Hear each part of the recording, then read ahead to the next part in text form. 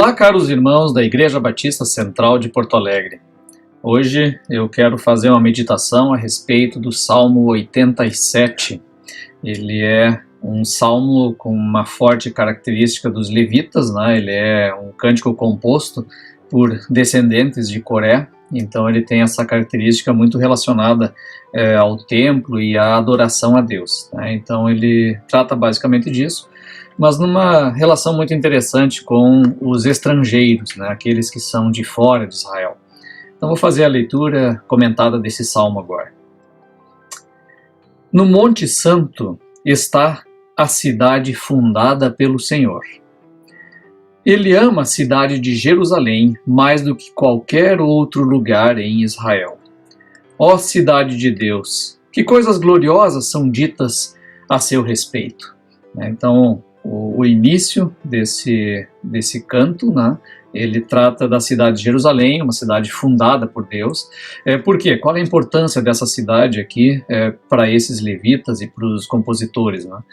A capital, claro, né, de Judá, Israel, mas principalmente porque ali está o templo de Deus, né? A relação deles, da importância de Jerusalém é por causa da presença do templo, e o próprio templo ele significa para o judeu antigo e para essa comunidade aqui, a própria presença de Deus, porque o templo de Deus é o local em que está o trono de Deus, é onde Deus governa o seu povo e onde ele também é adorado e celebrado nessa comunhão do povo com o seu Deus. Então Jerusalém ela representa justamente isso, representa a presença e o governo de Deus sobre o seu povo. É isso que eles estão tratando aqui. Vamos ver a sequência então. Incluirei o Egito e a Babilônia entre os que me conhecem, também a Filístia e Tiro, e até a distante Etiópia. Ali todos se tornaram seus cidadãos. O que é muito importante nesse texto aqui é quem são esses estrangeiros que esse salmista está se referindo, né? Em primeiro lugar, o Egito. O Egito ele é o grande inimigo do passado. É o lugar da escravidão de onde esse povo foi tirado, né, lá no início, no Êxodo. Depois a Babilônia, ela é o grande inimigo do presente, e até no caso, talvez aqui do futuro deles, porque a Babilônia, ela é o local do exílio, é o império que veio e destruiu então Jerusalém e levou eles para o exílio. E aí ele cita quem mais? Filístia, que são os filisteus, que são os inimigos clássicos de Israel lá desde o final de Juízes e durante todo o período, né, da monarquia. Então os inimigos logo do lado, os inimigos da vizinhança. E Tiro, que geralmente é aliada, né, a Israel em termos políticos e econômicos, mas é dali que vem o baalismo, é dali que vem aquilo que é combatido com mais ferocidade pelos textos bíblicos, né? Então é esse lugar. E aí ele fala também da distante Etiópia, que sempre que eles mencionam a Etiópia é porque é nos confins do mundo, é lá longe, né, desse grande reino lá do sul da África. Então ele está tratando de uma maneira geral, dizendo o quê?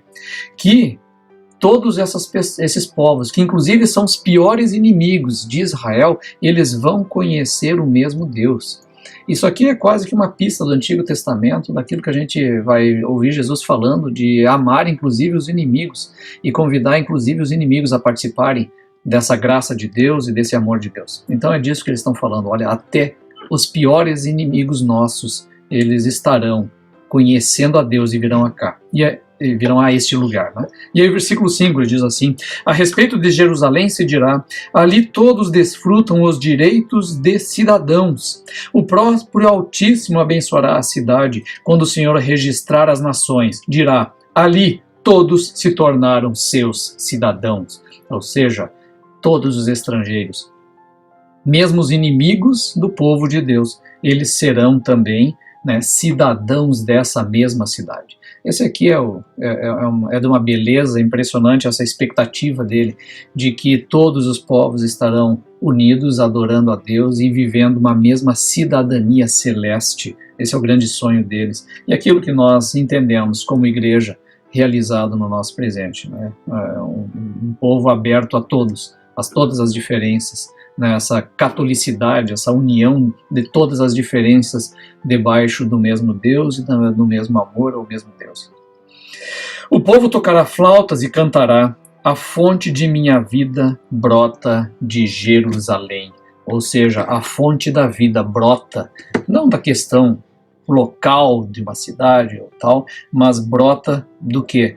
De Jerusalém, porque ali está habitando este Deus que adoramos, e é deste templo, deste relacionamento com esse Deus que brota a fonte da nossa vida. E aí o que esse povo todo vai fazer? Vai cantar, vai louvar e vai ser feliz para sempre. Essa é a grande expectativa, né, desses salmistas, e é a nossa expectativa como igreja, como povo de Deus. Que Deus nos abençoe. Amém.